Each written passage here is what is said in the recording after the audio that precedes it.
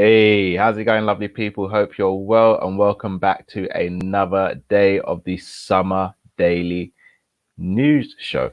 It is Friday, the 11th of June. Hope you're all well from wherever you're watching.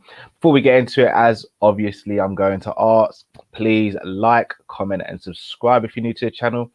And also do let me know in the comments if there's any other videos you'd like us to do during this sort of time period where there's no Liverpool matches. Obviously, you've got the Euros, Copa America coming up. So great amount of football coming up, but no particular Liverpool football matches coming up. So if there's any other shows, this is the time to get your suggestions in. Obviously, we're doing separate shows for the members as well. Don't forget to check out our merch store as well. Today is the last day. I repeat, today is the last day for the Basement Settings t-shirt, limited edition t-shirt. We'll be releasing a brand new t-shirt on Monday, a brand new limited edition t-shirt on Monday.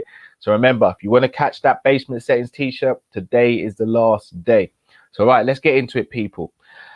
First news story of the day, and a weird one. Yesterday, news came out that apparently Liverpool are looking at Raheem Sterling. Now, if we're just going to take Raheem Sterling as the player and look at his numbers over the last couple of seasons and how he's performed, barring the season just gone, he's been a very good performer for Manchester City. Gets good numbers, scores goals, doesn't get as many assists, but he's more of a goal-scoring winger, similar to what Mo Salah is for Liverpool. He is that for Manchester City. Now, don't be silly. He's not as good as Mo Salah. He's not as good as Mane either, but he's a good goal-scoring winger. Here's the thing, though. If Sterling didn't have the history that he's had with Liverpool Football Club, I'd be interested to see how people would react to this news. And the reason I say that is because you look at his numbers, you look at what he does, and it's not bad. But you can't just forget about what's happened in history. And I've got to be honest. I mean, the way he left a bit of a sour taste. Tweets and things he said about Liverpool. The situation with Joe Gomez. Whenever he plays against us, he always seems to have that spitefulness about his game, which I think is a bit unnecessary. Not to mention, he's coming off the back of a really bad season by his standards and by many people's standards. I don't think I'd want Sterling at the club. And again, he's a good player. And this is where we contradict ourselves as fans, because many fans would say, yep, I'll take Suarez back in a heartbeat. I'll take Coutinho back in a heartbeat. But those two players did bad as well. Like, let's not act like Sterling's the only one that's done bad. And dare I say it, Sterling has done less bad to Liverpool than what Coutinho and Suarez did. But people are more quick to jump back in bed with those two. Now, me personally, I don't want any of them. I don't want all three of them ever playing for Liverpool again. Like, that ship sailed for me. Good. You did your time there. Thank you. Move on. Let's go. Let's get some other talent. But it makes you wonder, like, if we are actually in for Sterling, what our transfer strategy is, because he's very similar to what Salah and Mane is and Jota in terms of being a goal-scoring wide player. We need something different. We need a creative wide player. Someone of the Rafinha, Neto, Sancho mode. Someone who's not going to just score goals, but will create as well for the other players. And he's not that. He's never been that. And I don't think he's going to start now. His end product, for me, leaves a lot to be desired a lot of the time. And for me, he's just not a right fit for Liverpool. Plus, you look at his wages. He's not going to take a pay cut to come to Liverpool. And we're not going to put him on a higher salary than Salah, because it wouldn't make sense, because he's not as good as Salah. So I don't think this one's happening. Would love to know your guys' thoughts in the comments below, whether you think we should go in for him, whether you should think we shouldn't. So let me know, people. I'd love to hear your thoughts on that. Next name, Serge Milinkovic-Savic of Lazio Football Club. Absolute top player. An absolute top player. And I'll be honest, I've loved Milinkovic-Savic for a while. I think he's an absolute brilliant player. I think great driving with the ball, good long shot. He's just a very good footballer. And at 26 years old, I don't think it would be a stupid move. Now, a few years back, he was quoted as being a £100 million player, £80 million player. I know Man United were looking at him. And the hype sort of died down around him quite a lot. However, I still think he's a top quality player. And obviously, we've been linked with Tielemans. Shout out to LFC Day Trippers. Grizz said that we linked with Ryan Gravenberch from Ajax, who's a lot younger than Tielemans. He's 19, even though he's quite experienced. We've been linked with Basuma, Florian Nehus. So we it's no secret after Genie leaving and the fact we can't really rely on Ox and Naby that we need a centre midfielder. Milinkovic-Savic would be a great acquisition. And as I said, at 26 years old, I think you could go around the world and you wouldn't be able to find many better 26-year-old centre midfielders. He's dynamic, he's strong on the ball, he's got a good pass on him, he can shoot with both feet, he's good in the air, he's an all-round action midfielder.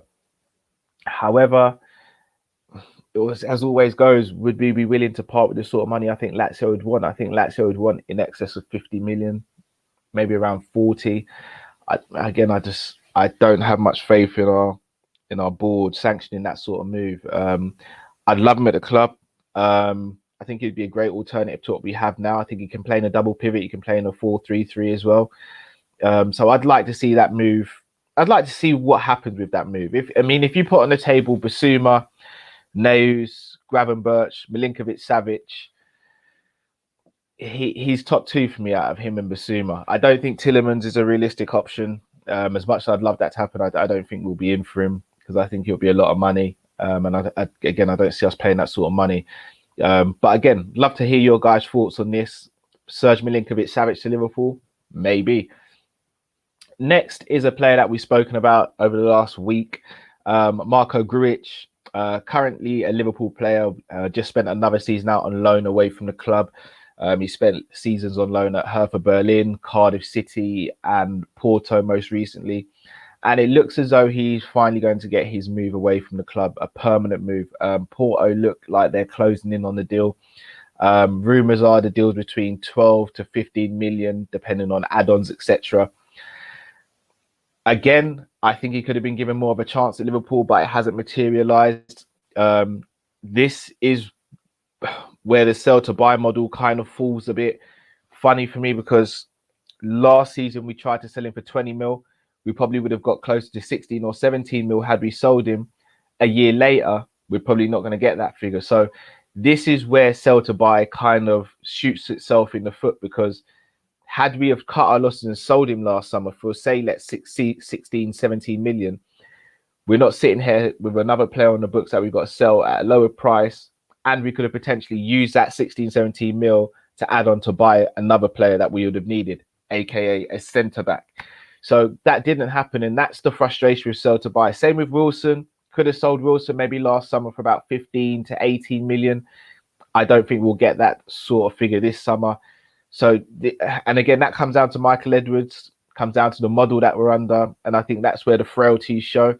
I think he'll be a good fit at Porto. I know they're looking at losing potentially Fabio Vieira, another player we've been linked with. And he would obviously go in and fill that void to an extent. Obviously, they're not the same type of players, but he's another body in there. The club knows him. He knows the club.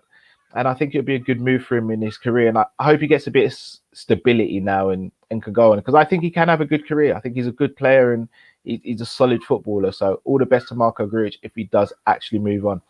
And finally, our last story. Jeremy Doku. A player that we went in for last summer, but he decided not to join us. And apparently Klopp's a massive fan. And there is a lot of rumours that Klopp sees him as an ideal future replacement for Sadio Mane. Now, he's a very, very skillful player, very good dribbler, can play on both left and right. Pretty strong for his age on the ball as well. Obviously, his final product hasn't fully developed. Again, he is still quite young, though. Do I see him as a potential replacement for Mane? No, but again, I don't know who in world football is a potential replacement for Mane. And the reason I say that is because Mane is not just an out-and-out winger. He can play both. Let's break it down with Mane, because Mane's come off the back of a terrible season. No two ways about it. But if we're going to speak about Sadio Mane, think about his attributes. He's got pace, decent dribbler. He can shoot with both left and right foot. He can play on both sides, and he's very good in the air as well. It's going to be very hard to find a direct replacement for Sadio Mane. So if you're going to get a new winger to replace Mane, it's going to be a player who's not similar to Mane, but someone who's different. And that's going to change the way we play and how we attack as a team. You cannot get a Sadio. Like, again, throw names at me in the comments. Name me a winger who's good in the air, can play on both sides, good pace, good awareness of timing to get in the box, good finisher, strong on the ball. I'm talking about the Mane that we know, not the last season Mane. We're hoping that we don't see that season from Mane again. I don't think there's many in world football, and hence why I've been quick to say I think he's the best left winger in world football. Like last season, again, I'm going to put that to a side for now. But no one could do what Mane was doing. Not just that, clutch goals as well. So again, Doku is quality, but I don't want to see comparisons of he's a Mane replacement, because that's not fair on Doku and that's not fair on Mane either. They're different types of players. It's like Alex Saint-Maximin, for example. If he came in, we'd have to change the way we play. He's not a player that gets in the box and scores goals. He's a player that likes to beat defenders and then create for others. So I think that's what I'm getting at there. You can't just be saying, yeah, this is a Mane replacement or so. This is a replacement to play on the left wing potentially, or the right wing. I think that's the way we have to phrase it, and that's the way we have to look at it. So I mean, it'll be interesting to see if anything materializes with Jeremy Doku. I mean, he only moved last summer, so I don't see him moving this summer. Plus, he's at the Euros, and I think he'll have a good Euros if he gets to play a good amount of football. So I'll be interested to see. But as always, people, thank you very much for tuning in. Going to be back later for the Rival Watch and Kopish calling. This will have a slightly twist on the show with the Euros starting today.